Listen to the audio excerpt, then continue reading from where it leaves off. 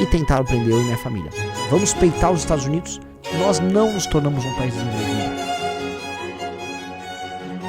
Eu nunca vi um momento tão humilhante na nossa história. Eu queria começar falando aqui como, não apenas como Renan analista, tá? Isso aqui não vai ser uma live de análise. Aqui tô falando como alguém que tá fundando um partido político com vocês, alguém que sonha, que escreve sobre a ideia de um Brasil grande, alguém que pensa o Brasil o tempo todo como um agente que vai interferir de maneira positiva no mundo nos próximos séculos, tá? Nós somos uma das maiores nações do mundo, nós somos uma das experiências mais incríveis do mundo, nós somos uma nação, a nação mais desenvolvida dos trópicos, a gente pode colocar assim. Nós somos uma experiência muito difícil, nós temos uma geografia muito complicada, nós temos uma terra que não é essa história que a gente ouve os nossos avós, aqui é só jogar, aqui que planta, não. Nós temos uma terra difícil em que os produtos, né, oriundos do mundo eurasiano lá, né, o trigo e todos os grãos e vegetais que eram comuns àquele universo não se adaptaram aqui. Nós precisamos adaptar uma nova comida, nós criamos uma fusão de culturas, de povos, criamos um arranjo muito especial. Nós temos um mérito existencial enquanto nação, que por mais que a gente fique, hostil, isso e aquilo, cara, há um mérito, há um universo de possibilidades. Mas definitivamente esse é o momento mais baixo do Brasil republicano. E olha que já tivemos momentos muito baixos, tivemos golpes de Estado dar com pau, tivemos já uma interferência americana acontecendo ao longo do século XX algumas vezes, tivemos crise, tivemos pobreza, tivemos pandemias no passado, tivemos gripe espanhola, tivemos muitos momentos muito baixos, mas enquanto nação esse é o momento mais baixo de todos, porque é nesse instante, no momento em que há internet, em que as pessoas discutem e debatem política. Neste momento nós estamos assistindo uma potência, a grande potência, que é a potência americana, governada por um cara que não está nem um pouco disposto a fazer jogo de cena. Lembra do Obama falando, Lula, he's my man, Lula todo, né, se achando, Obama falando que o Lula era o cara. Não tem mais isso. Acabou aquele americano condescendente fingindo que, olha esses brasileiros, olha o Zé Carioca aí, olha o Zé Carioca brincando, tá leve, né, tá brincando. Acabou esse momento. Esse momento passou.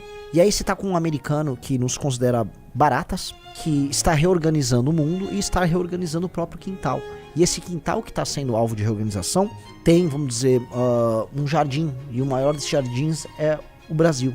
E ele tá lá alterando, ele tira uma flor daqui, mexe ali, tira uma ervaninha colar. E a gente olha e fala, ele pode fazer isso sim.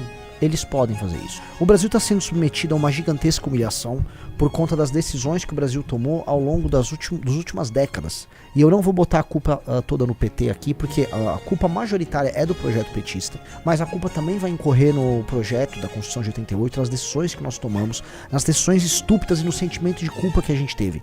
O Brasil absorveu, olha só, vou começar lá atrás. O Brasil absorveu a ideia de que nós somos muito desiguais. Nós somos tão desiguais que ou a gente resolve a desigualdade primeiro e cresce depois, e vamos resolver aqui então todas as nossas culpas e nossos problemas. Nós somos uma nação oriunda do processo de escravização, nós temos muita pobreza e não vamos já repartir o bolo, não temos que garantir direitos humanos para todo mundo, não, vamos ver então quais são as últimas grandes experiências em termos de direitos humanos e garantia das igualdades que estão sendo nos países do primeiro mundo. E nos esquecemos que nós tínhamos que crescer primeiro para nos tornarmos um país desenvolvido. Nós não nos tornamos um país desenvolvido. O Brasil é um país que permaneceu pobre, ele se desestruturou, ele perdeu complexidade, ele se tornou mais dependente. E enquanto isso garantia na lei, né, direitos.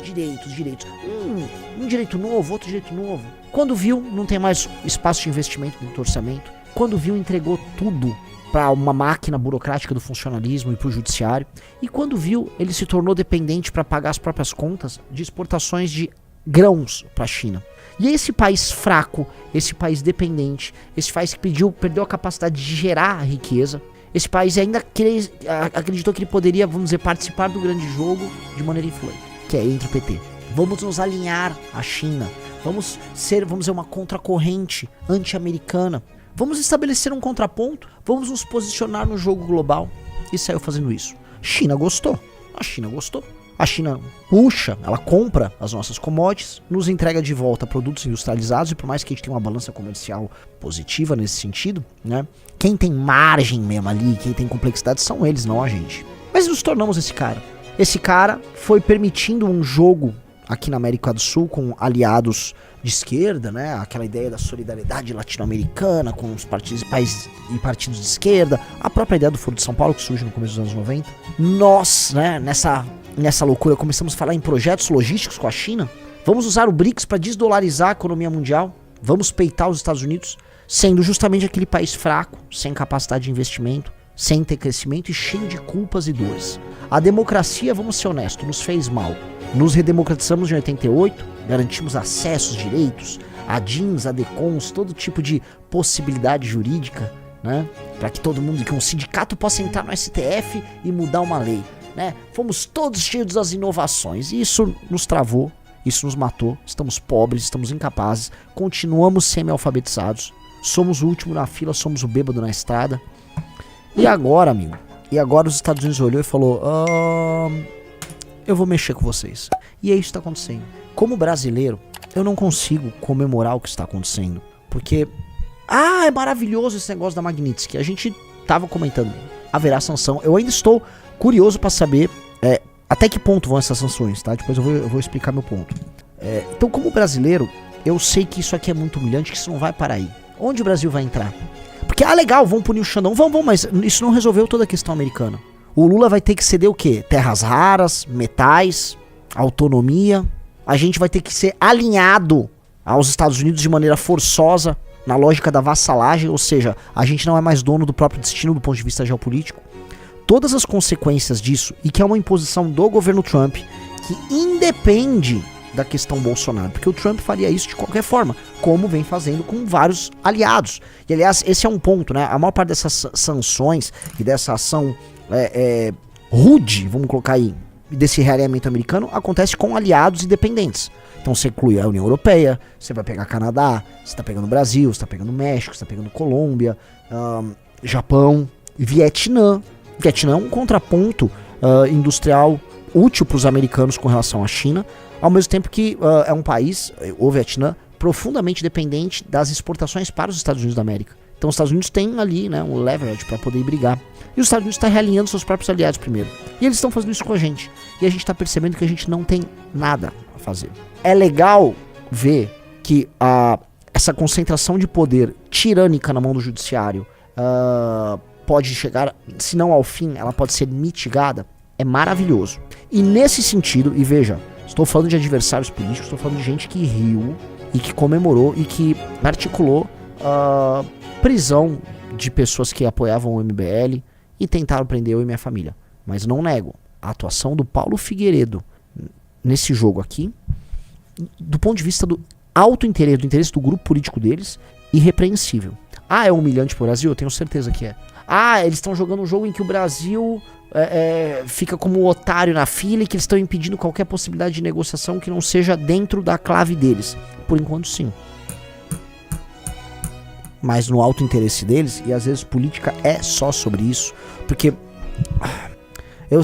ontem o Antum fez o Dark MBL comigo, e o Antum tava falando sobre, e se, né, o que nós temos são, ele usou o exemplo americano, né, como se fosse na Roma Antiga, a ideia de clãs, né, grupos familiares ou os grandes generais, que na prática Roma era isso no final da República, né?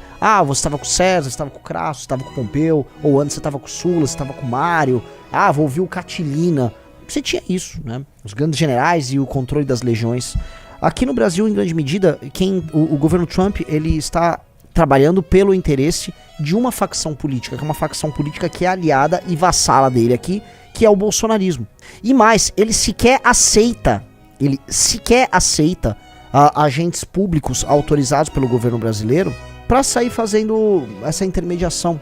Então o Geraldo Alckmin teve uma conversa com o Lusnig, mas a conversa não deu em nada. Até porque, vamos comentar aqui, né? O próprio Lula veio a público desautorizar o Geraldo Alckmin. Os senadores brasileiros que foram negociar, isso incluía, por exemplo, gente do próprio PT, ou seja, que tinha, vamos dizer, que cuidava dos interesses diretos do governo Lula. Esses caras não apenas não foram recebidos pra valer por ninguém, como tiveram seus vistos de turista caçados. Foi de uma violência da parte dos Estados Unidos, um negócio gigantesco. E toma, ele botou, vai andar aí, vai, senadores. Então, quem que fica negando agora? Que é aquilo que eu falei na live do Renato. Quem fica negando agora o share de responsabilidade do bolsonarismo no que tá acontecendo, ou o próprio mérito pra gente colocar, tá viajando. Eu vi uma galera que mandou uns trechos de vídeo do Arthur. O Arthur falou outra coisa. Essa é uma leitura do Arthur, cara. Eu desde esse início eu não estou diminuindo ali. Eu não acho que sua história é boa pro Brasil. E eu acho que é um jogo, novamente, de benefício do grupo, da facção deles. Eles estão tratando em nome do alto benefício deles. Para o Brasil enquanto Estado-nação, e para o Brasil enquanto ajuntamento de interesses nacionais, para falar aqui de uma maneira bonitinha, de um catadão de gente, isso tudo é profundamente humilhante. É profundamente humilhante e tem consequências horrorosas para negócios, para empresas, para desenvolvimento, e inclusive para algo que deveria ser o destino natural do Brasil, que era a projeção de poder nacional na América do Sul. A forma como os Estados Unidos está colocando o jogo é uma maneira que impede o Brasil de exercer esse papel. E por que impede? Porque o Brasil já exerceu esse papel. Ele estava exercendo esse papel. De maneira débil, sim. De maneira fraca, sim. Mas exercia. Exercia dentro de uma lógica bolivariana, com a construção de fóruns internacionais que poderiam ser muito úteis ao Brasil, caso fossem, vamos dizer, fóruns e grupos de conferências e organizações de interesse nacional, mas não era. A Unasul, no fundo, era uma coisa levemente bolivarianizada. Eu acho que nós tínhamos que ter de volta algo, né, nesses termos, mas dentro de, vamos dizer, argumentos, eu vou usar a palavra que está na moda, soberanistas, e que propusessem o espalhamento do poder brasileiro na região. Isso não aconteceu. E como o Brasil, ele projetava algum poder dentro de uma lógica bolivariana, anti-americana e hoje chinesa, os Estados Unidos estão dando um tapa na mesa e estão mandando o Brasil se... Tá? É humilhante. Fala, fera! Curtiu? Então se inscreve, deixa o like, compartilha e comenta aí. Até o próximo vídeo!